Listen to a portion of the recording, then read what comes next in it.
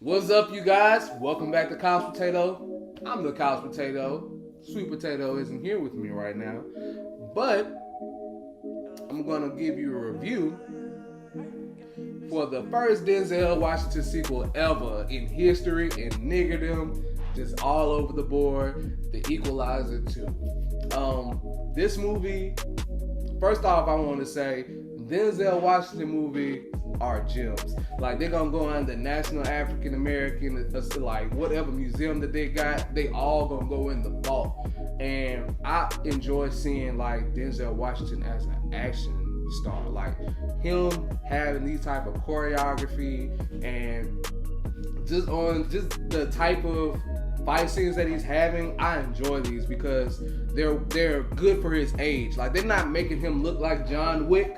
You know, like he's not out here suplexing people and, you know what I'm saying, doing all types of stuff that you wouldn't expect somebody his age to be able to do. But he's out here disarming niggas, you know what I'm saying? Stuff like that. And I really, really enjoy it. Like he's not doing stuff like on the Book of Eli. He's doing stuff that's in his age range, you know, but he's still out here handing out fades like I've never seen before. So I'm a dive into mild spoilers. I'm not gonna give away a whole lot because I definitely do still want you to go see this. Like I feel like everybody should go see the first Denzel sequel ever. Let's see, where should I start? First, with this movie, for everybody that didn't know, this is a reboot of a television show. The Equalizer was a television show back in the G. Won't say how far back, 70s, 80s. Want to say the 80s. And Denzel Washington is pretty much made this a black superhero. I feel like this is definitely the year of black superheroes. We got Black Panther, we got Black Lightning, we got the Equalizer. You know what I'm saying? I'm just enjoying this. It's like a new renaissance, and we definitely need to make more black superheroes. Now that we've had some that's based off of stuff, we need some more original ones. That's why I feel like we're going next. And just going into the story, it starts off, this is a guy that his wife was killed, his wife died, however, and he faked his own death in order to live a very peaceful life. In the first movie, he went kind of back into action, like he had like the first mission in a long time, helping out somebody, and it kind of repurposed his life, So now, in this movie, he's basically been just helping people that cannot help themselves in situations that they cannot help. Like, if somebody gets kidnapped, if a family member gets kidnapped and taken across country, he'll go and find them, and he has all the necessary tools to go and find them. Like he's like a black Batman in a sense, and that's what he's been doing over the time. And he's been working as a Lyft driver. He lives like this very low key life, but if something happens, he's coming with all the tools, the guns, like he has all the necessary set of skills. So this movie is like basically it's a revenge thriller, and some people kill a friend of his, and because of that, he starts going to find out who killed his friend, why did they kill his friend, and like what's the deal coming after that, if that makes sense. He just wants to make sure that it's not him that people are after a while, which of course they do end up coming after him, and the deeper he dives into this case. I also want to point out, isn't Jack Daniels is a whiskey, right? Don't trust whiskey. And it's a character in this that was in the Kingsman 2, The Golden Circle, and the second I saw this nigga, I was like, man, don't trust this dude. Like, you cannot trust this guy. He has the face of a guy that you cannot trust, and he looks like a Latino Hawkeye. Him and Jeremy Renner share some of the same features. He just has a little more weight on him than Jeremy Renner. I dare you to not see that anymore when you look at them. But I liked everything about it. About this movie, the story. I like the setups and the payoff. I love me some setup and payoff. The only thing that I also like the fight scenes. The only thing that I did not really care for was the fact that whenever there's a fight scene, there's not really much feeling of Denzel in danger.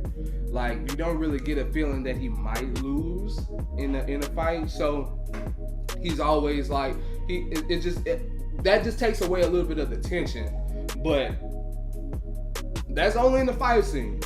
In the rest of the movie, there's tension everywhere. Like I cannot remember the last time I watched a movie and my chest was like hurting because my heart was beating and I'm trying to control my breath because there's just so many different situations where it's just tense. Like Antoine Fuqua, he shot this really, really well. Like at any time, just like anytime Denzel's on the scene and he's not really talking that much, you feel all of the tension in the air, and I feel like that was just like excellent. There was this one scene that takes place in the Equalizer's apartment, and these guys break in, but he's not there. But it's a young guy, Thug Miles. He's there, and he's hiding. And the whole time, man, it's just like it was extra tense. I'm not gonna spoil what happens. I'm not gonna give anything away, but I just want you to know that it was extra tense. I actually sat there holding my mouth because I didn't want to make a sound. But it was just tense all the way through.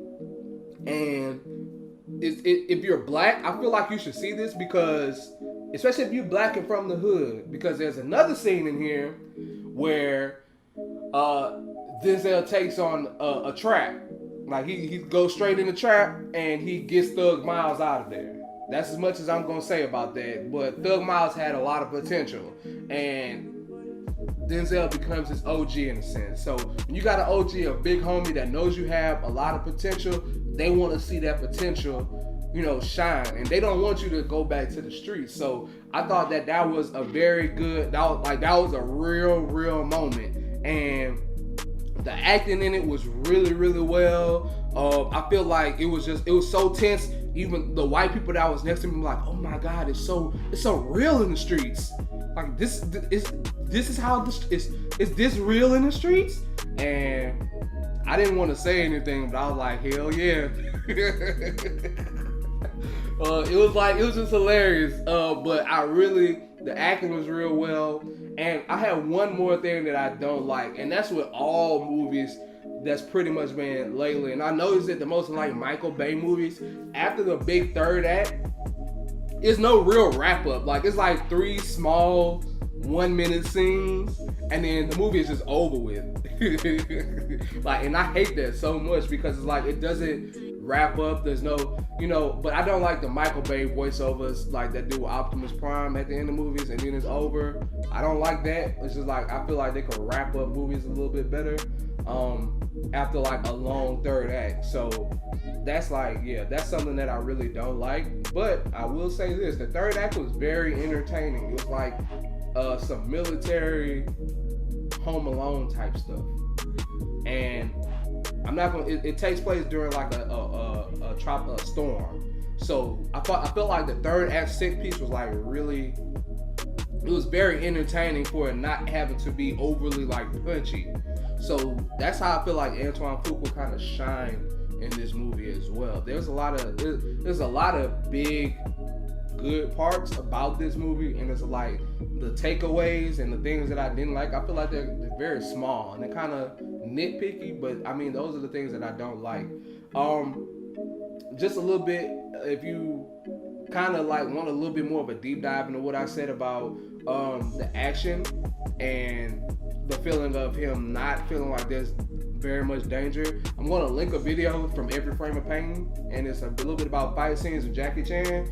If you go watch that movie, that video is going to explain a lot more about fight scenes and what makes them more entertaining.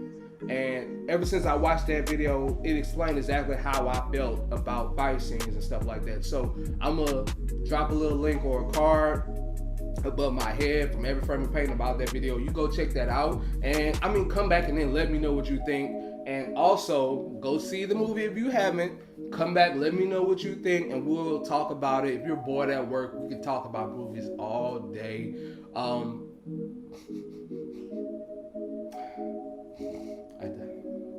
about to, like my nose.